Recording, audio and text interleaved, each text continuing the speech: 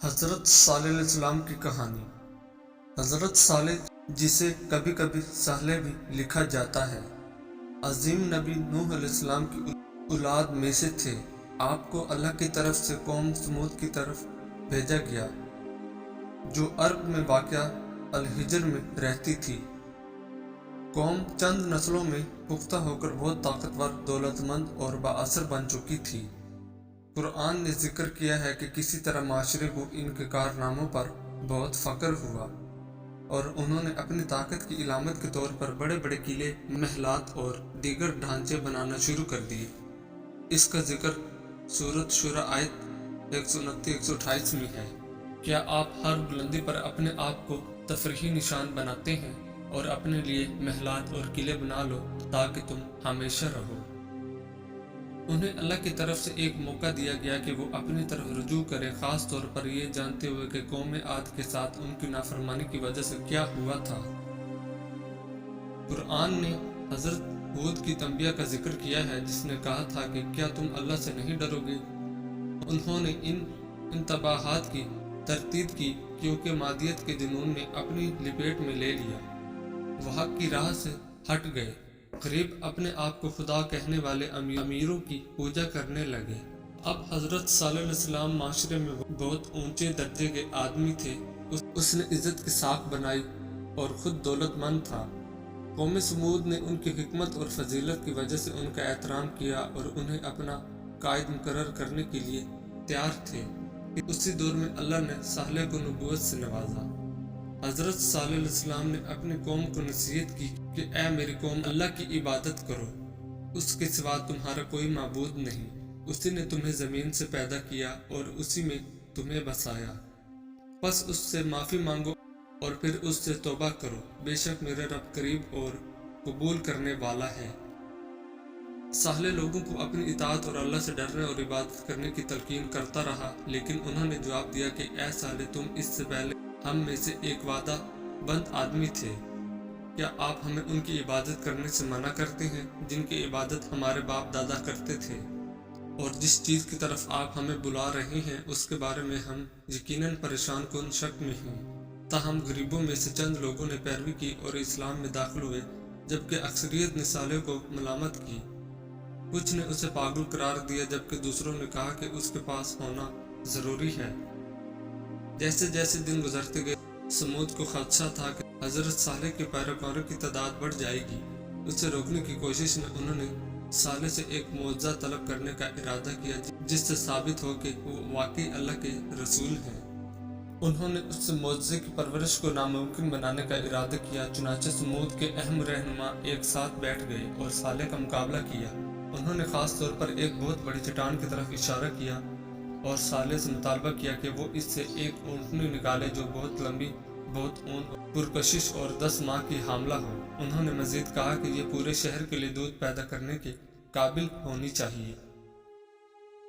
صالح اپنی قوم کو اللہ کے راستے پر لانے کے لیے بے چین تھا، چنانچہ اس نے اللہ سے التجا کی کہ وہ اسے عطا فرما دے جو لوگوں نے مانگا تھا۔ اور وہ دن آیا جب صالح نے اپنے لوگوں کو معجزہ کے آنے کا مشاہدہ کرنے کے لیے جمع کیا۔ اللہ تعالیٰ نے اسی چٹان کو ہٹنے کا حکم دیا اور اس میں سے ایک سرخ، بہت بڑی 10 ماہ کی حاملہ اونٹنی نکلی، جس سے لوگوں کو حیرت ہوئی۔ ان کے درمیان یہ واضح ثبوت تھا کہ بہت سے لوگوں نے اپنے ایمان کا اعلان کیا، تاہم اکثریت اچھوت رہی اور اپنے کفر کی پیروی کرتے ہوئے کہا کہ یہ خالص جادو کے سوا کچھ نہیں۔ بعض روایات کا خیال ہے کہ اونٹنی کی کوئی معجزانہ پیدائش نہیں ہوئی تھی اور نہ ہی یہ تنازع تھا کہ یہ پتھر سے آئی ہے۔ قرآن صرف یہ کہتا ہے کہ اے میری قوم، یہ اللہ کی اونٹنی ہے، وہ ہے، تم ایک نشانی ہو، پس اسے اللہ کی زمین پر کھانا کھلانے دو اور اسے کوئی تکلیف نہ پہنچاؤ، ورنہ تم پر آنے والا عذاب ہوگا۔ اونٹنی واقعی ایک زندہ معجزہ تھی کہ ہر گزرتے دن لوگ اسلام قبول کرتے تھے۔ کفار یہ برداشت نہ کر سکے۔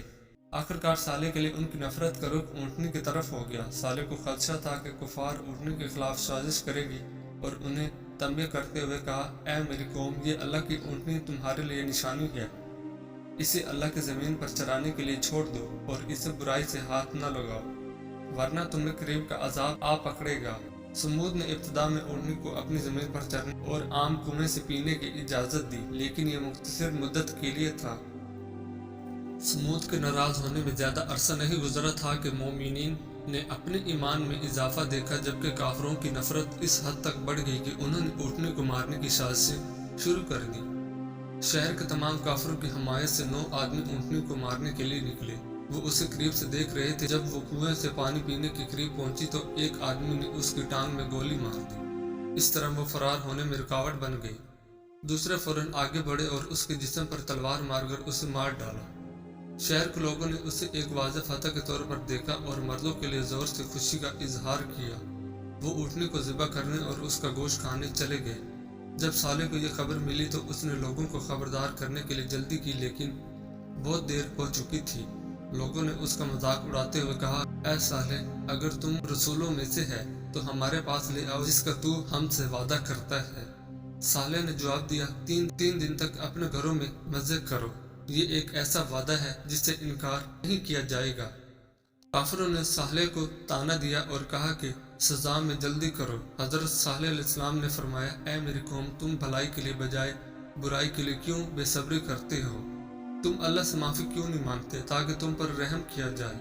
आवाम ने कोई ध्यान नहीं दिया। वो सिर्फ मुश्तैल हुए और हजरत सालेह को कत्ल करने की साजिश करने लगे। 9 आदमी इकट्ठे हुए और आपस में बातचीत करने लगे कि अल्लाह की कसम खाओगे, हम उसे और उसके घर वालों को रातों रात कत्ल कर देंगे। फिर हम उसके अंजामकार से कहेंगे कि हमने इसके खानदान की तबाही का मुशाहिदा नहीं किया और हम सच्चे हैं। इसी दौरान अल्लाह ताला ने कौम समूद के लिए एक मंसूबा बनाया और उन्होंने एक मंसूबा बनाया और हमने एक मंसूबा बनाया जबकि वो नहीं समझते थे। चुनाचे उसने सालेह को अपने पैरोकारों को जमा करने और शहर से निकल जाने का हुक्म दिया। लोग इससे छुटकारा पाकर बहुत खुश थे। वो सालेह के इंतबाह से बेचैन थे। समूद के पास बेहतरीन कारीगरी थी कि उन्होंने पहाड़ों की घनी चट्टान से अपने मकानात तराशे थे।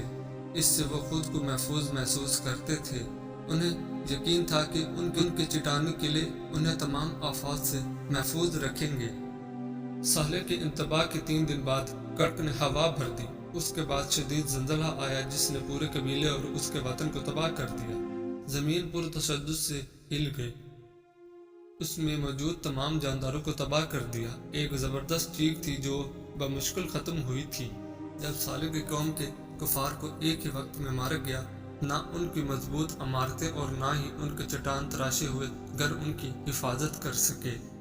उस दिन कुफार समूद का कोई साथी न था और उन पर अल्लाह का गजब नाजिल हुआ जिसकी वजह से वह तबाह हो गए। इससे पहले कि वो समझ सके कि क्या हो रहा है, उस दौरान हजरत सालेह और मोमिनीन अल्लाह के फजल से बच गए। वो एक दिन अल-हिजर में वापस आया और अपनी कौम की तबाही का मुशाहिदा किया और बड़े दिल से कहा कि ऐ मेरी कौम, मैंने तुम्हें अपने रब का पैगाम ज़रूर पहुँचाया था और तुम्हें नसीहत की थी कि लेकिन तुम नसीहत करने वालों को पसंद नहीं करते।